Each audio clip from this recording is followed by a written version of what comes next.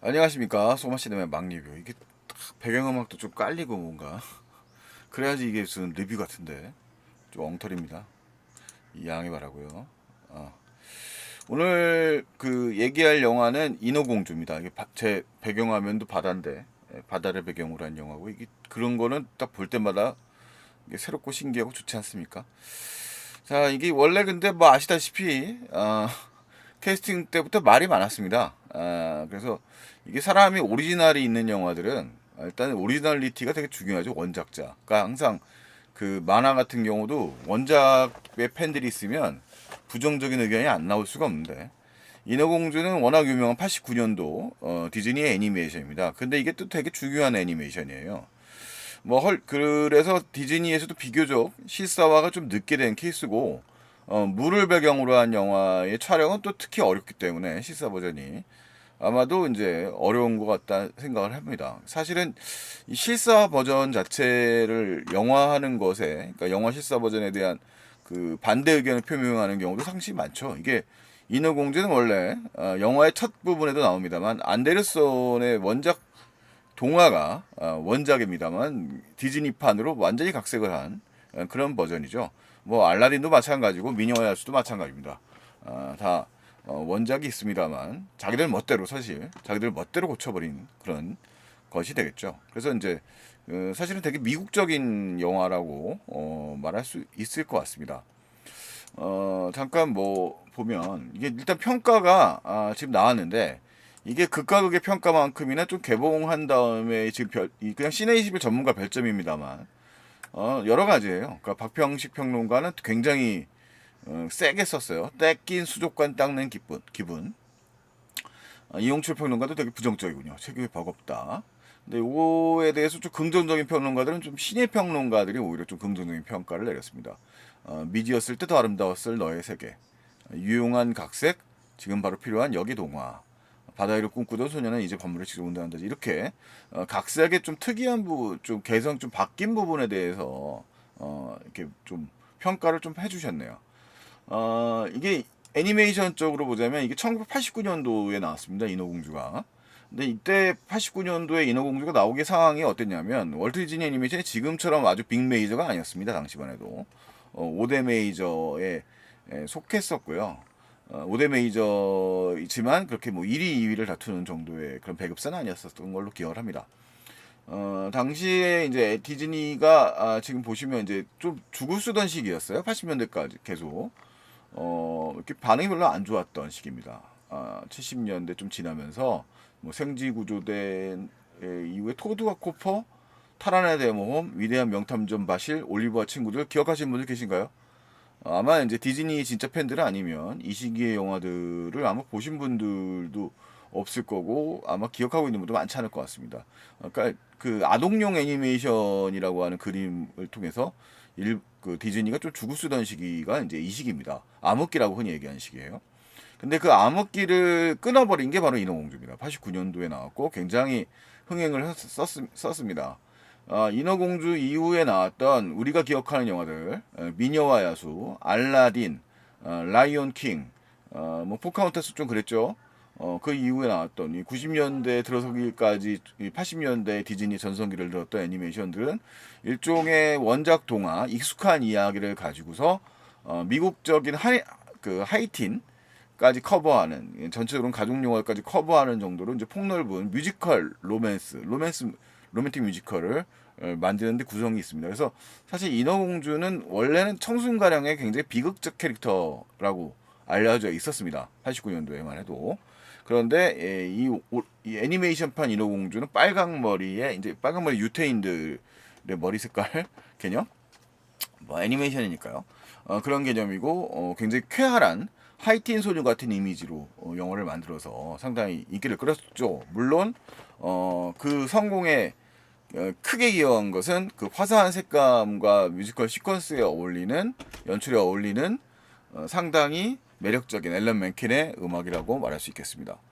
자, 그런데 이제 이 원작을 이제 실사화하는 이 애니메이션이 아니라 실사판이죠. 그러니까 기술의 발전에 따라서 디즈니가 애니메이션 버전을 여러 편을 만들었습니다. 개인적으로 저는 사실 아마 대중적으로 사람들이 제일 좋아하는 알라딘을 전 별로 재밌게 보진 않았어요. 제 개인적인 소견입니다. 저는 오히려 이제 미녀와 야수, 이거는 이제 꽤 재밌게 본 것 같습니다. 나머지 라이언 킹 좀 생소했고요.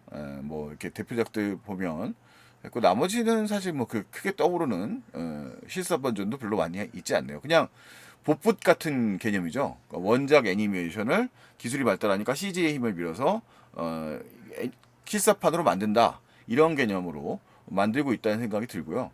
그래서 어떻게 보면 게으른 기획이라고 저는 생각이 됩니다. 이 인어공주도 2억 불 정도의 예산을 들었기 때문에 아마 상당히 블록버스터급의 예산을 투영을 했습니다만, 우리에게는 지금 최근 들어서 너무나 뛰어났던 수중 묘사에 뛰어났던 블록버스터가 있었죠.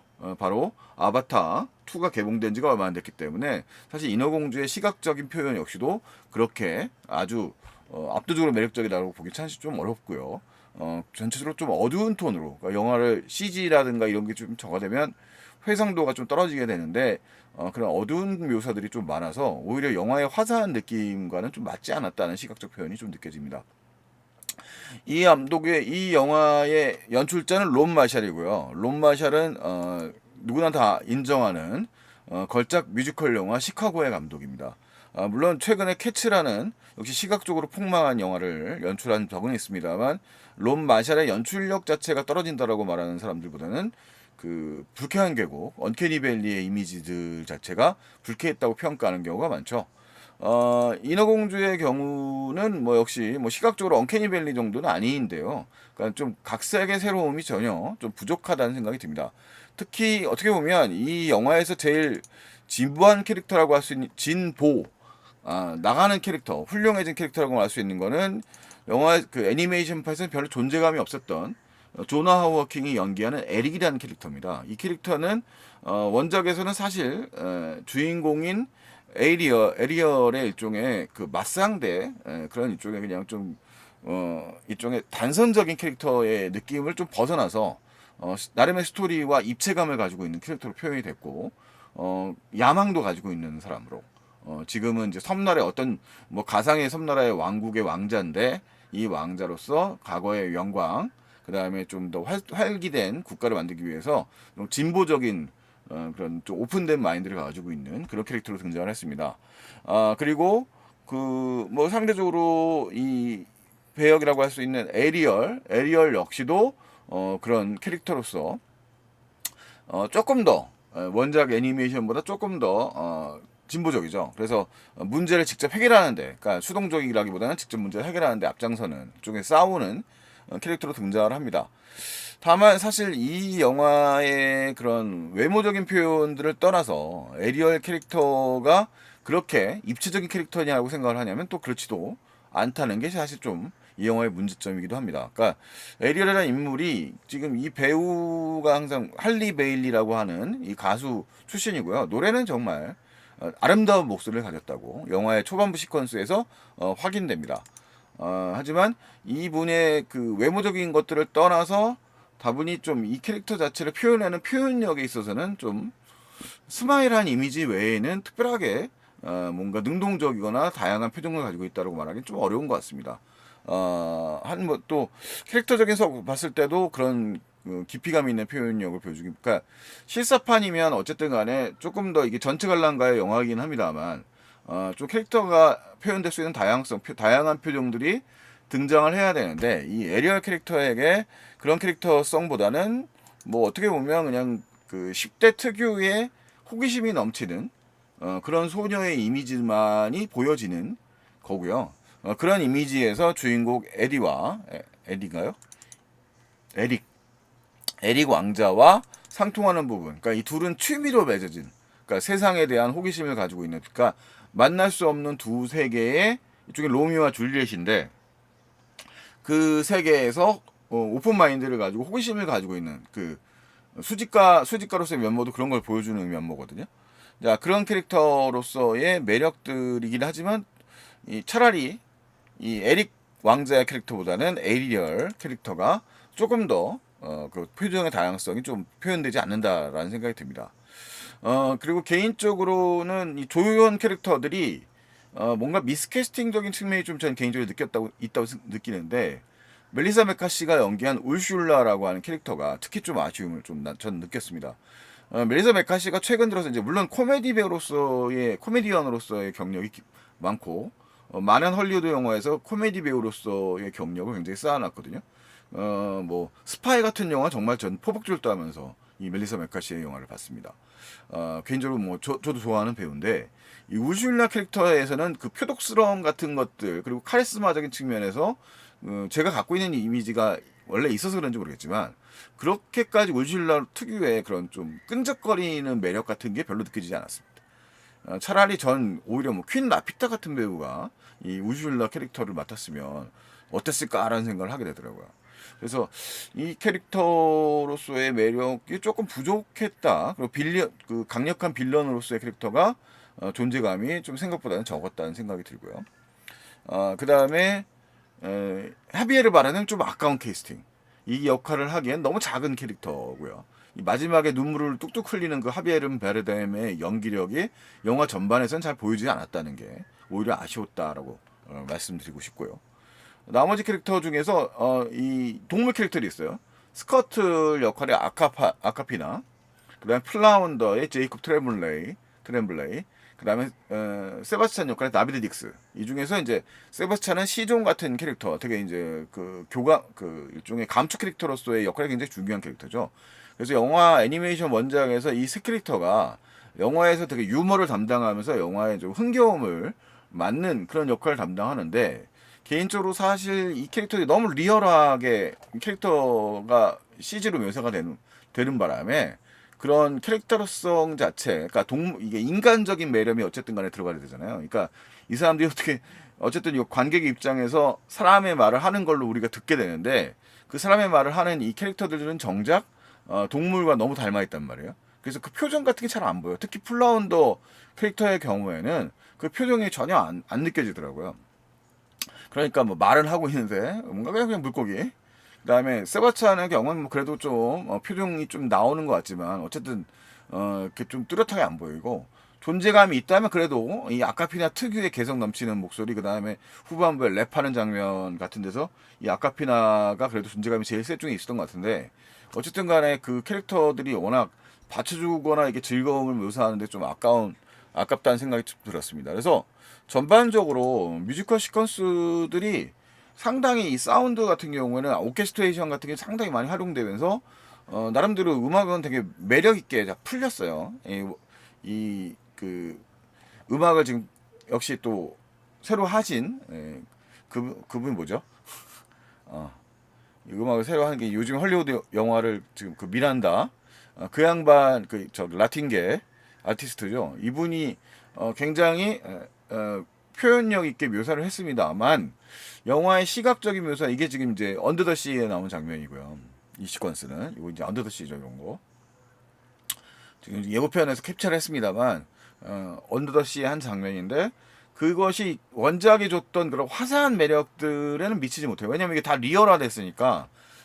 애니메이션 쪽으로 원작 애니메이션에서 막 악기로 막 변신하는 듯한 느낌을 주는 좀 그런, 뭐 말도 안 되는 얘기지만 원래 뭐 말도 안 되는 얘기니까 경쾌한 분위기의 무드가 그렇게까지 잘 산다라는 느낌을 안 주더라고요.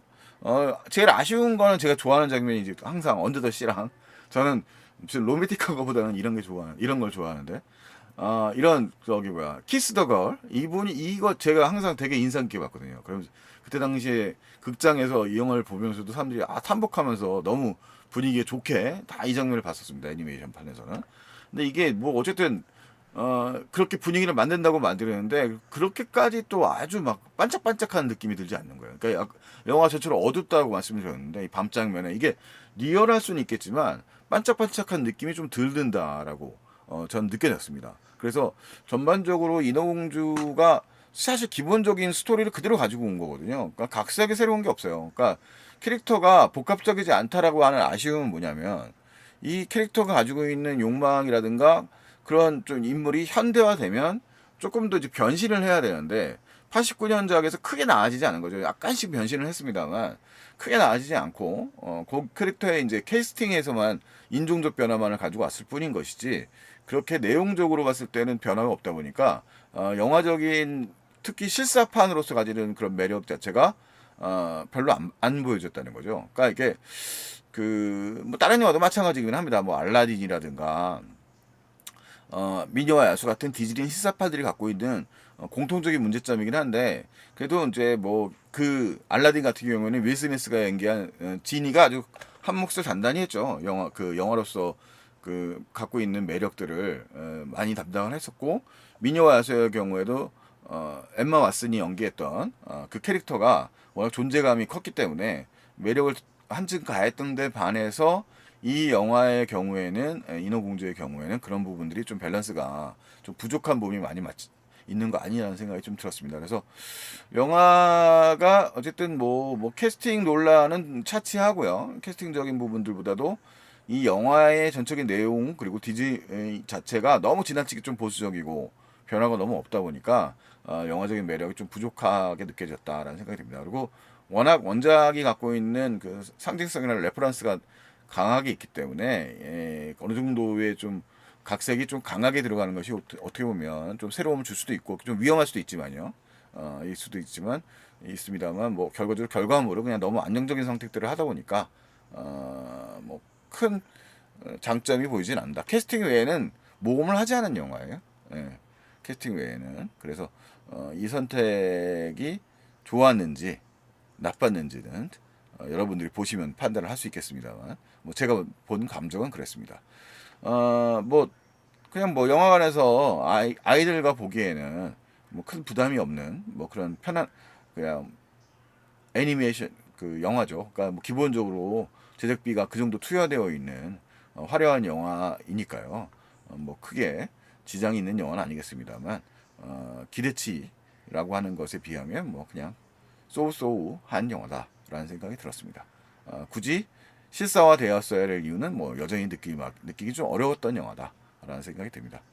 네, 어쨌든 디즈니의 뭐 실사화는 어쨌든 장사가 되는 한 계속 거듭이 될 텐데 인어공주 이후에 또 뭘 만들는지 모르겠습니다. 인어공주가 아마 가장 임팩트 있는 실사판 중에 하나였을 텐데 네 그렇습니다. 자 어쨌든 인어공주 실사판 본 소감 소마시네마 막 리뷰 한번 해봤습니다. 다음에 또 만나 뵙도록 하겠습니다. 안녕히 계십시오.